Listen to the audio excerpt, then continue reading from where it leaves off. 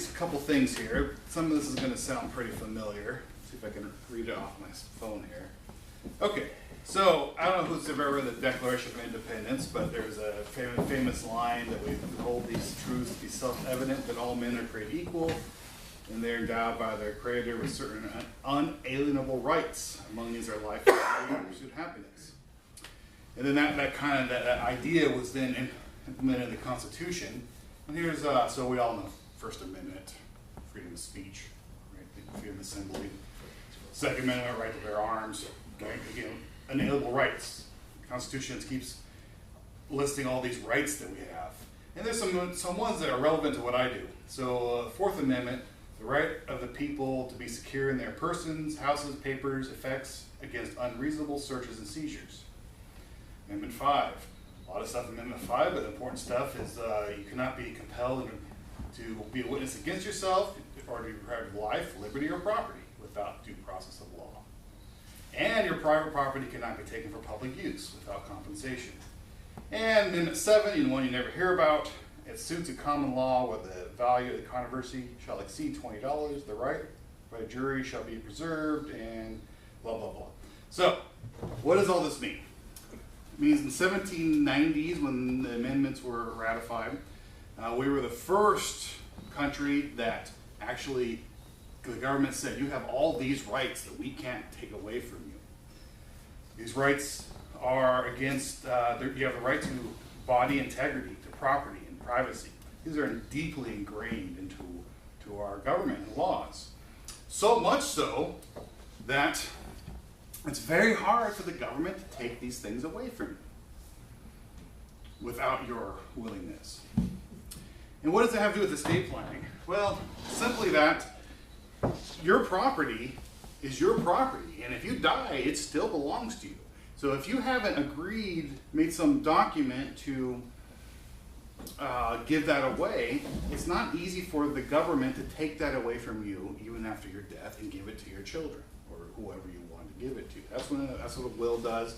That's what a trust does.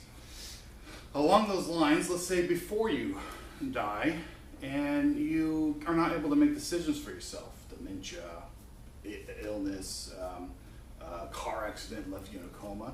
Again, you have these rights that you have, and they're not alienable.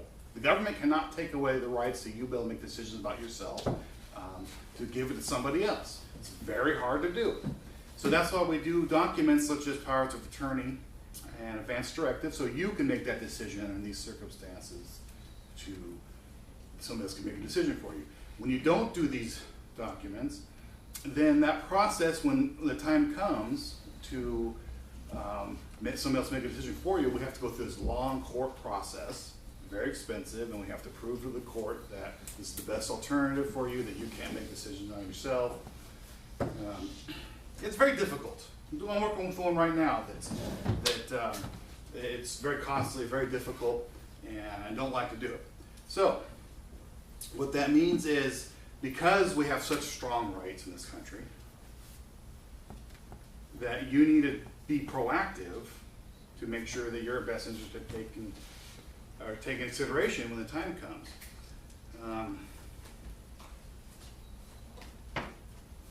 4 minutes? Man, I thought it was going to take longer to say all that. All right, well, let's just change to something else then. So, one thing I always like to tell my clients that's nothing to do with estate planning is, along the Fifth Amendment, you can't incriminate yourself. If you get pulled over by a police officer and they say, do you know why I pulled you over? The answer is always, no, I don't. Right? Because if you say, oh yeah, I ran the stop sign, or was I speeding, right? You just that was a confession. You just proved the claim against you when you took it. So never, ever, ever, ever talk to the police. And volunteer information. Always say, no, I don't know. If they say, can I search your car? The answer is no. If they have the right to search your car, they'll do it anyway. If you say yes, you might have the opportunity to say no, and you give them a chance to find evidence against you. In this state, we now have legal marijuana, so that issue goes away from most people. That was the biggest concern most people had with car searches, is marijuana in the car. Okay, so that was a little bit about the concepts behind what I do, so the other thing I'm working on I want to tell you guys is that I was going to bring an example and I forgot this morning, but I'm working on putting together these workshops to come in and do groups of people. So come in and do, the idea is that you'll be, you get 10 people together, 5 people together, and I'll come in and teach everyone at once. So instead of teaching y'all individually, when you come in my office for an appointment, all the same concept to explain over and over again to everyone. Everyone at once, do the paperwork, and sign for your witness, your signatures for your friends, and leave. So I'm putting this together, looking for groups, and also looking for corporate groups, come into companies, and for personal groups, social groups. Brian? Yeah, just a question in general.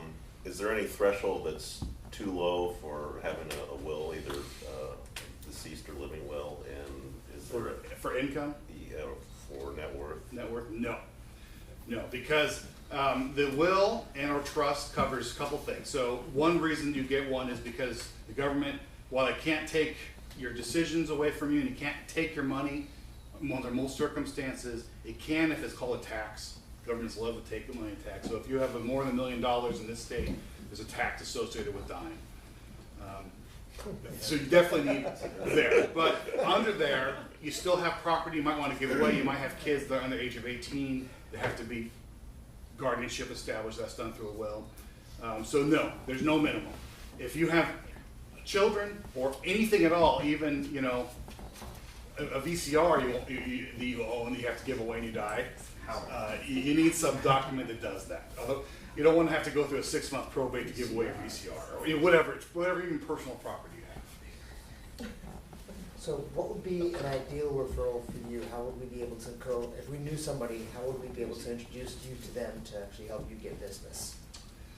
Yeah, that's a tough question, because I imagine when you're dealing with your clients or whatever, the idea of they have a will or trust doesn't come up very often. Exactly. I'm not quite sure how that conversation would work for most people, but other than to know that everyone you deal with needs to have these, and very few people do. So if somebody has a kid, if they're buying a house or selling a house, they have a mother going into a nursing home. These are all times that they need these documents done. Just one thing would be, if anytime I talk to somebody and I'm trying to find out what their goals in life is. If they have a goal in life, what are they going to do with the rest? Yeah, that's good. All right, thank you. Thank you. Good job.